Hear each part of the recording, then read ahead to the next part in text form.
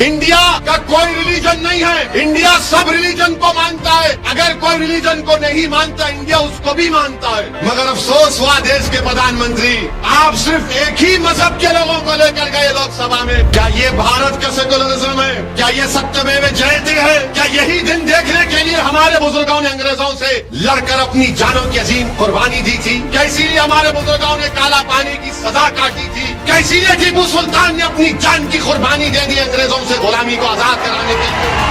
Mister Modi, आप हिंदुओं के भी प्राइम मिनिस्टर है, मुसलमानों के भी है, ईसाइयों के भी है, सिखों के लिए भी है, आदिवासियों के लिए आप सब 130 करोड़ जनता के वजीर आजम हैं। आप एक मजहब के नहीं हैं। और आज हम देखते हैं कि भारत की लोकसभा की पार्लियामेंट का इफ्तिताह हुआ। हमारे प्रधानमंत्री वो एक फोटो आई लेटे हुए हैं। फिर एक टीवी पर मैं देखा कि लोकसभा के अंदर प्रधानमंत्री जा रहे और उनके पीछे कम से कम 18 से 20 हमारे हिंदू भाइयों के मजहब के पुजारी मंत्र पढ़ते हुए जा रहे हैं। प्रधानमंत्री, मुझे देखकर बड़ा ताज्जुब हुआ कि आपके दिल में ये जगह क्यों नहीं पैदा हुई कि जब हिंदू पुजारियों को लेकर मैं जा रहा हूं लोकसभा के अंदर, तो उसमें ईसाई पादरी भी होना चाहिए था, उसमें सिखों के मजहबी रहनुमा को भी होना चाहिए था, उसमें मुसलमानों के कोई एक मौलाना को भी होना चाहिए था। अरे यही तो भारत की खूबसूरती है। वजीर आजम, इस देश का मजहब एक नहीं है, भारत का एक मजहब नहीं है, भारत किसी मजहब को मानता भी नहीं है, भारत पूरे मजहबों को मानता है। इंडिया का कोई रिलीजन नहीं है, इंडिया सब रिलीजन को मानता है। अगर कोई रिलीजन को नहीं मानता, इंडिया उसको भी मानता है। मगर अफसोस हुआ देश के प्रधानमंत्री, आप सिर्फ एक ही मजहब के लोगों को लेकर गए लोकसभा में।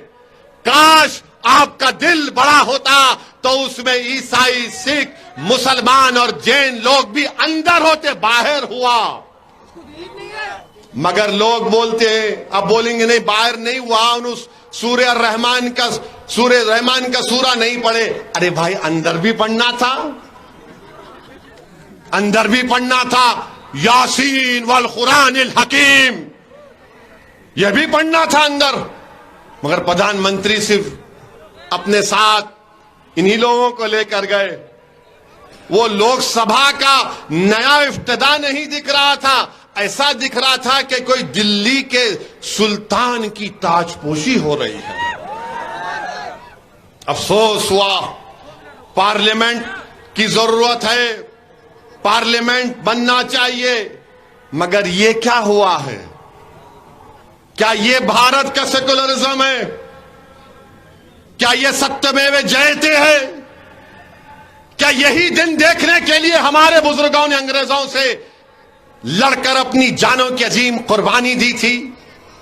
क्या इसीलिए हमारे बुजुर्गों ने काला पानी की सजा काटी थी? क्या इसीलिए जलियांवाला बाग में हमारे बुजुर्गों ने अपनी जानों को कुर्बान कर दिया अंग्रेजों की गुलामी से आजादी हासिल करने के लिए? क्या इसीलिए बहादुर शाह जफर के सामने उनके बेटों की कटे हुए सर को लाकर पेश किया गया था? क्या इसीलिए टीपू सुल्तान ने अपनी जान की कुर्बानी दे दी अंग्रेजों से गुलामी को आजाद कराने के लिए? बताइए आप मेरे अजीज दोस्तों और बुजुर्गों, ये देश के वजीर आजम को नहीं करना चाहिए था।